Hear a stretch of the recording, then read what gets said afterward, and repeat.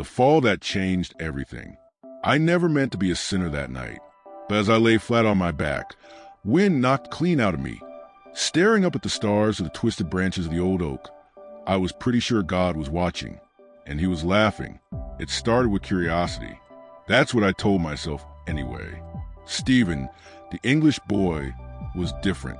He dressed differently, talked differently, and carried himself with a kind of confidence that made me uneasy, because I liked it. I liked him in a way I wasn't supposed to. And so, when I saw his bedroom light flick on through the trees, when I saw the silhouette of him pulling his shirt over his head, I made a decision, a bad one. I climbed the tree. The branches scratched at my arms, my heavy Amish trousers making it hard to move. The bark scraped my hands as I pulled myself up higher and higher, until I had the perfect view. There he was. Stephen stood near the window, humming to himself as he peeled his shirt off. His skin glowed in the soft light of the lamp beside his bed, lean and smooth. He ran a hand through his tousled blonde hair, stretching as if he had not a single worry in the world. I was mesmerized. I wasn't supposed to look at someone like that. Not at another boy. Not at an English boy. But God help me, I couldn't tear my eyes away. Then, suddenly, he turned. Our eyes met. My heart stopped. At first, Stephen just stood there confused, his brows knitted together. He tilted his head, probably trying to figure out why there was an Amish boy sitting like a lunatic in a tree outside his window. Then it clicked. What the? Hey! I panicked. My foot slipped. Crack! The branch beneath me gave way, and I plummeted. The air rushed past my ears, my stomach lurched, and all I could do was brace for impact. Thud. Pain shot through my back as I landed hard on the ground, knocking the wind clean out of me. For a second, everything spun. I groaned, wincing at the sharp ache in my ribs. Stephen's window slammed shut. Then, moments later, footsteps. Fast, hurried.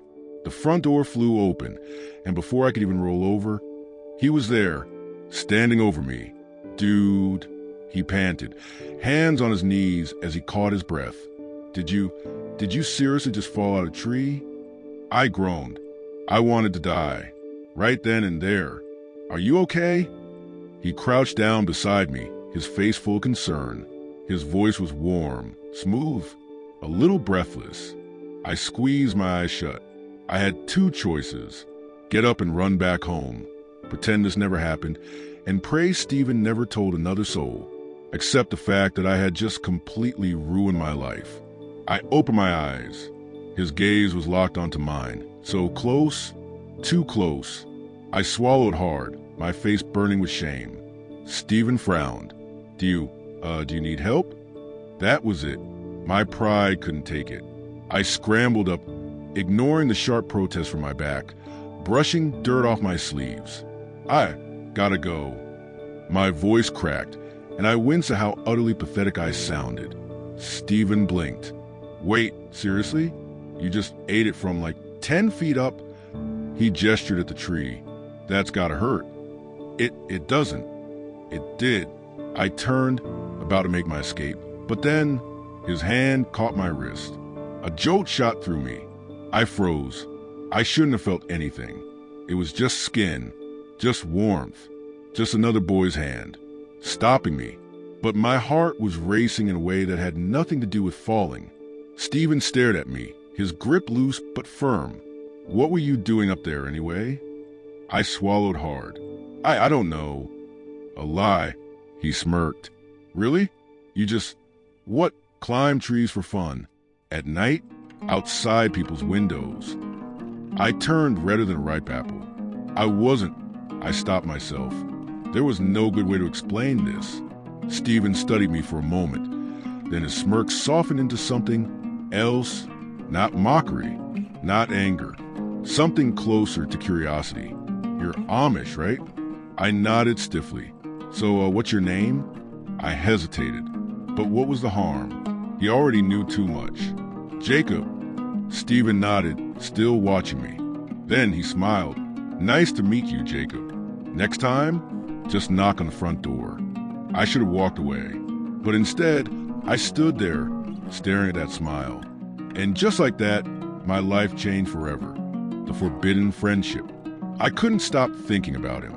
Even as I sat at the long wooden table for breakfast, surrounded by my family, the image of Stephen's smile lingered in my mind.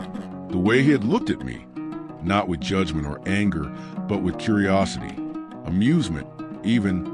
I pushed my eggs around on my plate, my appetite gone. "Jacob." My father's voice snapped me back to reality. I straightened in my chair. "Yes, Dade?" He gave me a hard look, his thick hands resting on the table. "You are quiet this morning." My mother, sitting across from me, folded her hands in her lap. "Are you well, Jacob?" Her concern was gentle, but I could feel her eyes searching me, as if she could read the guilt written on my face. "I'm fine," I said quickly, taking a bite of bread to make it seem more believable. "Just tired." My father nodded. "It is good to work hard, but a tired mind is a distracted mind. Do not let it wander to the wrong places." I swallowed thickly. If only he knew where my mind had wandered. After breakfast, I went about my chores as usual, feeding the horses, helping my brothers mend the fence. But I was distracted every time I paused. I found myself looking toward the line of trees that separated our land from the English world. Toward him, toward Stephen. I told myself it was just curiosity, that I just wanted to know what kind of life he lived, that it was nothing more than that. But deep down, I knew better. As the sun dipped lower in the sky, I made a decision. I had to see him again. The crossing, when the day's work was done and my family settled in for the evening, I slipped away. My heart pounded as I moved through the trees, the shadows stretching long across the earth. I shouldn't be doing this. I knew I shouldn't, but my feet kept moving forward. Stephen's house came into view, the windows glowing warmly in the twilight. I hesitated, hiding behind the same tree that had nearly been my grave the night before. What was I thinking? Just showing up like this? Before I could turn back, the front door swung open. Stephen stepped outside, stretching his arms above his head, a yawn escaping his lips.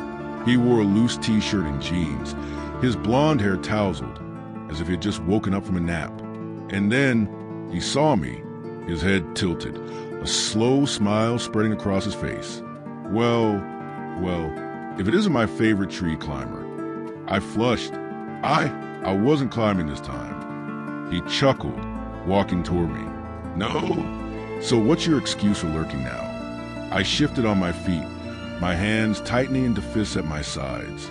"I just wanted to talk." Stephen crossed his arms, looking me over like I was some kind of puzzle he couldn't quite figure out. "Talk, huh?" He nodded toward the wooden steps leading up to his porch. "All right then, come on." I hesitated, crossing that yard. Sitting on an English boy's porch felt like stepping into another world, a world I had no place in. But then he smiled again, and suddenly I didn't care. I took a deep breath and followed him. First conversations. The porch was warm from the day's sun, the wood smooth beneath my hands as I sat beside him. This close, I could smell him. Clean, fresh, like soap and something else. Something warm. "So," Stephen said, leaning back on his elbows, "what's it like?" I frowned. What's what like? Being Amish? I wasn't sure how to answer that. "It's simple." Stephen smirked. "That's one way to put it." I bristled. "What do you mean?" "I mean, it's got to be weird, right? No phones, no TV, no internet." He shook his head. "I'd go crazy." I frowned, gripping my hands together. "It is not crazy. It is how we live." Stephen held up his hands in mock surrender. "Hey, I'm not judging. I just don't get it." He looked at me then, his blue eyes softer than before. "But I kind of want to." I blinked. "You do?" He nodded. "Yeah. I mean, I've lived next to Amish folks my whole life, but I've never actually talked to one. Until now." I didn't know what to say to that. Then he nudged my knee with his. "Come on, Jacob," he teased. "Tell me something interesting." I hesitated. Then, almost without thinking, I blurted, "I've never spoken to an English boy before." Stephen raised an eyebrow. "Seriously?" I nodded. "Not like this. Not as friends." For a moment, He just looked at me. Then he grinned. Well, guess I'm your first. His words sent a strange, unfamiliar warmth curling through my chest. I didn't know what I was getting myself into, but as we sat there talking, the night settling around us, I knew one thing for certain. I didn't want this to end. We became closer than we should be. I kept telling myself I wouldn't go back. That first conversation with Stephen should have been the last. It was dangerous, foolish, wrong. At least, that's what I kept repeating in my prayers. But the more I tried to push him from my thoughts, the stronger the pull became. And so, every night after chores, after my family had settled in, I found myself slipping through the trees again, drawn to him like a moth to flame. At first, we only talked about our lives, our families, our beliefs. He asked me about Amish life, and I asked him about the world beyond mine. I told him about the scriptures I studied. He told me about the movies he watched. I told him about tending the fields. He told me about playing video games with friends. Everything about his life seemed so fast, so full of choices, too many choices. And yet, I couldn't help but envy him. And then one night, something changed. A midnight meeting. It had rained earlier in the day, and the earth was still damp beneath my feet as I made my way to Stephen's house. His porch light was off this time, but I could see the glow of his bedroom window. I didn't have to knock. He was already waiting for me, leaning against the railing of his porch, arms crossed over his chest. "You're getting bold, farm boy," he teased, a smirk playing on his lips. "Aren't you worried someone will see you?" I swallowed. Yes, every time I came here, I risked everything, but I couldn't stop. "I had to see you," I admitted, barely above a whisper. His smirk faded, his blue eyes darkening with something I didn't quite understand. Something dangerous. "Come inside," he said. I froze. I shouldn't. Stephen stepped closer, the space between us vanishing. Too close. I could feel the warmth of him, smell the faint scent of soap, and something uniquely him. "Then don't," he murmured. "Stay out here. With me." I should have turned and left. I should have walked back through the trees and never returned. But I didn't. A moment that shouldn't have happened. We sat on the porch in the cool night air, our shoulders barely touching. The silence between us felt heavier than usual, charged with something unspoken. Stephen exhaled, running a hand through his messy blonde hair. "You ever think about what it would be like?" I glanced at him. What would it be like? "Living a different life," he said, looking up at the stars. "One where you weren't stuck in the same place, doing the same things every day." I hesitated. I wasn't supposed to think about things like that. Wasn't supposed to want more. "I don't know." I lied. He turned his head toward me, studying me in the dim light. "You're a terrible liar, Jacob." The way he said my name sent a shiver through me. I opened my mouth to argue, but then I felt it, his hand, brushing against mine. It was barely a touch, a whisper of skin against skin, and yet it set my entire world on fire. I should have pulled away. I didn't. Instead, I let my fingers relax, let the warmth of his hand settle against mine. And for the first time in my life, I wasn't thinking about what was right or wrong. I was only thinking about him. Trouble on the horizon. I stayed too long that night. When I finally slipped back into my house, the first rays of sunlight were creeping over the horizon. I thought I had gotten away with it. But the next morning, as I sat at the breakfast table, my father's voice cut through the room like a knife. "Where were you last night?" I froze. All eyes turned to me. My mother's, my brother's, my sister's. I swallowed hard, my heart pounding. I was just out walking," I said carefully. My father's gaze was sharp. "Walking where?" I cast my eyes down on my plate. Nowhere important. The silence stretched heavy between us. Then my father sighed. "Be careful where your feet take you, Jacob." His voice was softer, but the warning was clear. A man can be led astray before he even realizes he's lost. I nodded quickly, forcing myself to eat. But deep down, I already knew I was lost, and I wasn't sure I ever wanted to be found. Being caught between two worlds. Days passed, but the memory of that night on Stephen's porch never left me. I could still feel the warmth of his hand against mine, still hear the way he said my name like it meant something, like I meant something. I knew it was dangerous. Every time I went back to him, I risked my family finding out, risked my entire way of life.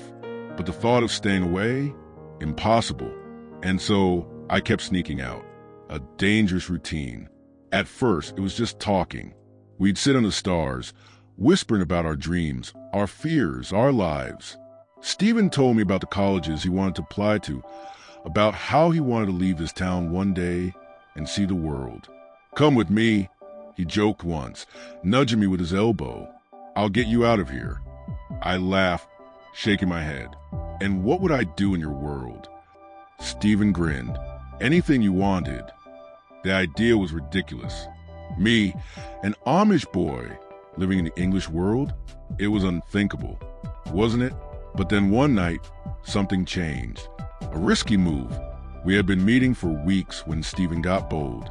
Too bold. "Come inside," he said, standing in his open doorway. Just for a little bit. I hesitated. It was one thing to sit on his porch, another thing entirely to step into his world. "I shouldn't," I said. He leaned against the frame, arms crossed. "You always say that." I swallowed hard, because it was true, but I still followed him inside. The house was dark except for the glow of a lamp. The air smelled different from mine. Clean, sharp, modern. There was a picture on the wall of Stephen and his parents, smiling, happy. "You act like you've never been in an English house before," he teased. I shook my head. "Not like this." He studied me for a moment, then stepped closer. Too close. The air between us felt tight, charged. His voice was softer when he spoke next. "Tell me the truth, Jacob." I swallowed. "About what?" His eyes held mine. "About why you keep coming back." The moment that changed everything. I didn't have an answer.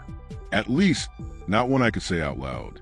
But then, Stephen reached out, his fingers brushing mine, just like before.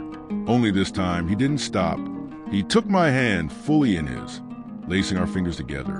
My heart slammed against my ribs. I could have pulled away. I didn't. Instead, I looked at him, at the boy standing in front of me, at the world he was offering me. And then, he leaned in. It was slow, hesitant, like he was giving me a chance to stop him. I didn't. When his lips met mine, it was like the entire world fell away. I had never kissed anyone before, never been kissed. But this, it was warmth and fire and home all at once. I should have felt guilt, but all I felt was right. And then, just as quickly as it started, the moment was over. We pulled apart, breathless, staring at each other in the dim light. I should go, I whispered. Stephen didn't stop me. He just nodded, a small, knowing smile on his lips. "I'll see you tomorrow, farm boy." Consequences are coming. I barely slept that night. My thoughts were racing, my emotions tangled. I had just broken every rule I had ever known. And yet, I couldn't bring myself to regret it. But secrets like this never stay hidden forever. And I had no idea that someone had seen me leaving Stephen's house that night, that the rumors were already spreading, that my world was about to come crashing down. The reckoning. I woke up to silence. Not the peaceful kind. The heavy, suffocating kind. The kind that told me something was wrong before I even stepped out of my room. I found my father sitting at the kitchen table, his hands folded, his mouth set in a hard line. My mother stood behind him, clutching the back of his chair like she needed something to hold her up. I froze. "Sit down, Jacob." My father's voice was steady, but there was an edge to it. I sat. My stomach was a knot of dread, my pulse pounding in my ears. They knew. Somehow they knew. A father's disappointment. "Where were you last night?" my father asked. I swallowed, lied. "Just walking." His jaw tightened. "Walking," he repeated. My mother let out a small, pained breath. "We know the truth, Jacob." The words were a death sentence.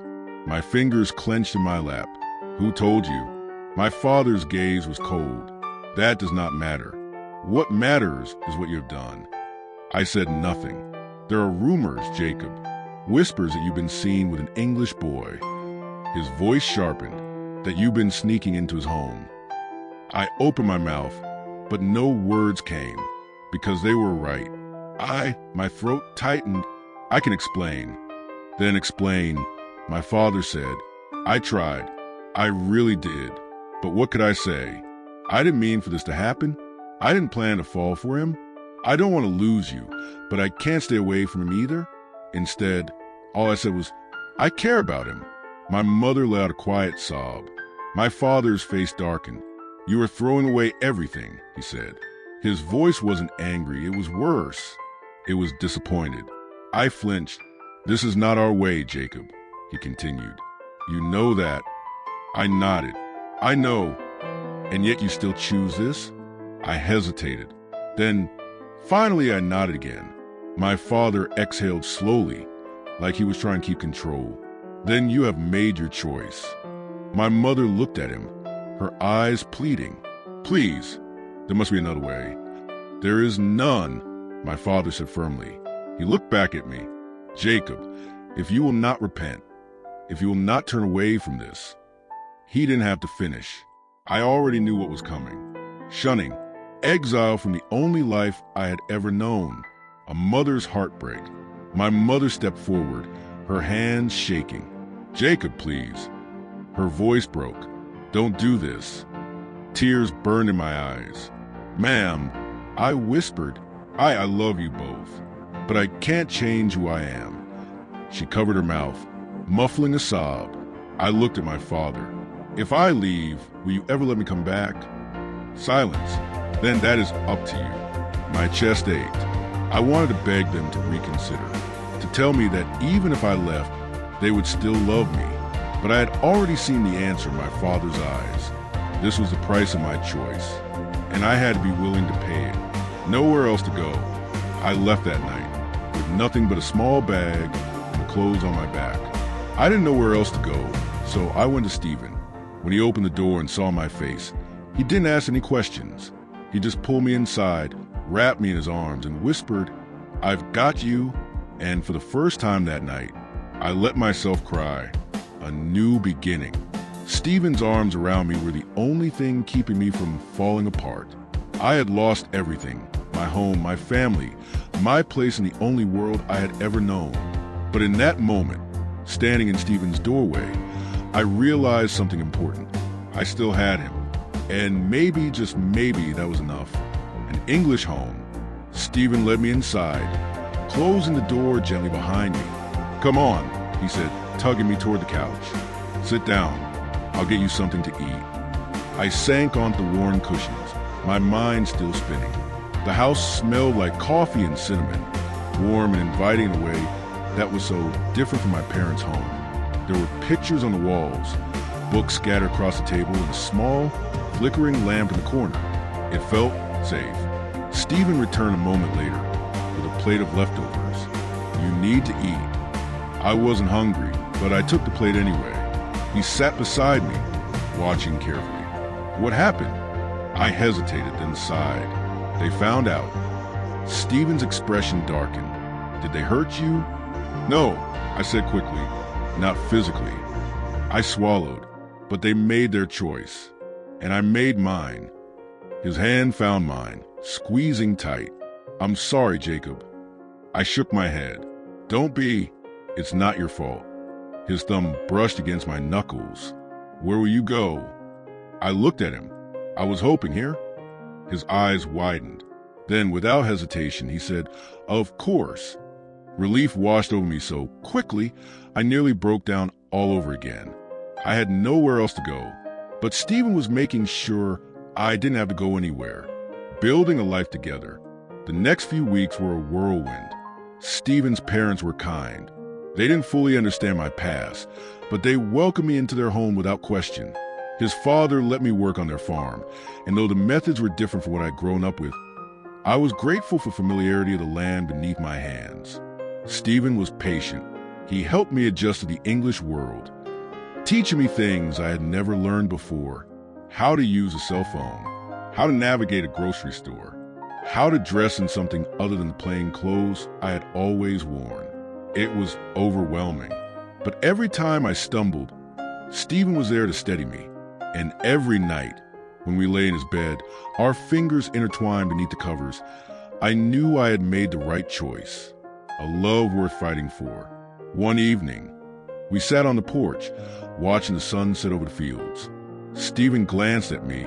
"Do you regret it?" I knew what he was asking. Did I regret leaving my family, my community, the only life I had ever known? I thought about it for a moment. Then I turned to him and smiled. "No," I said, "because it brought me here." His eyes softened. "I love you, Jacob." My heart swelled. "I love you too." And as the sky burned orange and pink above us, I knew I had lost everything. But in the end, I had gained something even greater. I had found love, bound in love.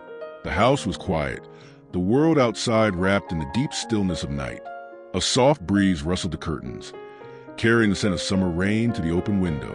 The only light came from the moon, casting a silver glow across the room where Stephen and I stood, just inches apart. I could hear my own heartbeat, steady but strong, as I looked into his eyes. Those same eyes that had first seen me for who I was, the real me. The eyes that had promised I was safe, that I was wanted, that I was loved. And I did love him, more than I ever thought I was capable of.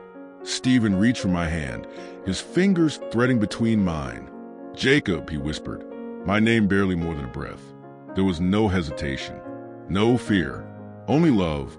He pulled me closer, and I went willingly. His touch was gentle yet certain. His warmth surrounded me in a way that felt like coming home. I had spent my whole life believing love was something I had to earn, something conditional. But with Stephen, I knew the truth. Love, true love, was freely given, without expectation, without limits. His lips brushed against mine, soft at first, then deeper, filled with the unspoken words we had held between us for so long. My hands moved to his shoulders, feeling the strength beneath them, the quiet reassurance that he would never let me go. The night stretched before us, slow and endless, a sacred space where only we existed. Every touch, every whispered name, every moment was a promise, one we sealed in the dim glow of moonlight, where the world outside no longer mattered. When morning came, I woke to find him still there, his arms wrapped around me, his breath warm against my skin. I had never known peace like this. "You're smiling," Stephen murmured, his voice thick with sleep. I hadn't even realized I was. "Because I'm happy." He shifted, pulling me closer. "Me too." For so long, I had feared I would never belong, that I would always be caught between two worlds, never fully welcome in either. But here, in Stephen's embrace, I knew the truth. I had found my place. I had found my home. I had found love, a love that endures. Life would not always be easy. We would face trials, hardships, moments of doubt. But love, real love, was worth every challenge. Stephen and I built a life together, one of quiet joy and unwavering devotion. And no matter what came our way, I knew one thing for certain. We were meant to be forever.